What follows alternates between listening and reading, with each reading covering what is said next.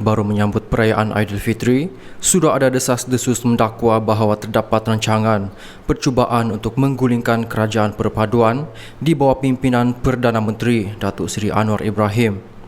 Dakwaan itu berdasarkan sebuah laporan portal berita pada Isnin yang menyatakan gerakan itu disertai oleh beberapa ahli parlimen yang mana sebelum ini menyokong Tan Sri Muhyiddin Yassin dilantik sebagai Perdana Menteri selepas pilihan raya umum ke-15.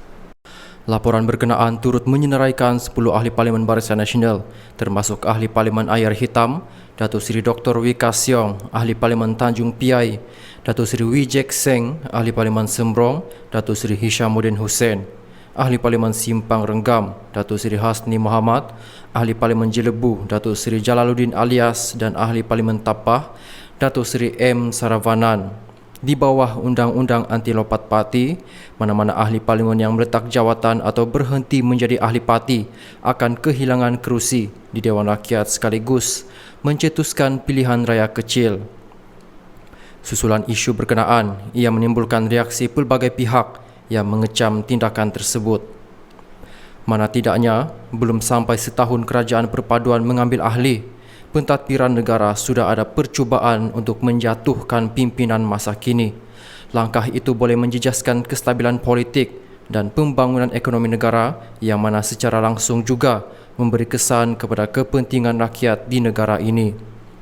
Bagaimanapun, Kah Siong yang juga Presiden MCA tampil menafikan dakwaan itu dan menyifatkannya sebagai mengarut dan tidak berasas.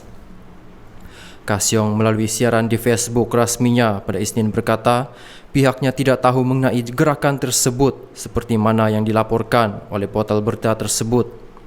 Jelasnya MCA tidak akan menyokong langkah sedemikian yang memerlukan mana-mana ahli parlimen yang dipilih untuk mengorbankan kerusi mereka demi memaksa PRK diadakan.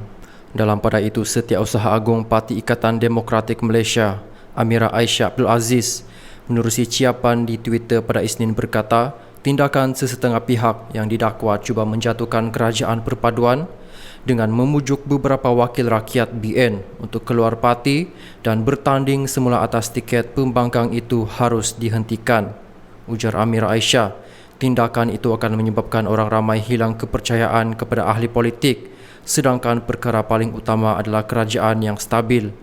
Gerakan-gerakan seperti itu tidak perlu dilakukan terutamanya dalam keadaan ekonomi negara yang masih tidak stabil pada ketika ini. Apa yang penting adalah keharmonian dan kesejahteraan rakyat perlu dijaga pada masa yang sama, beri keutamaan kepada hala tuju pembangunan negara ini.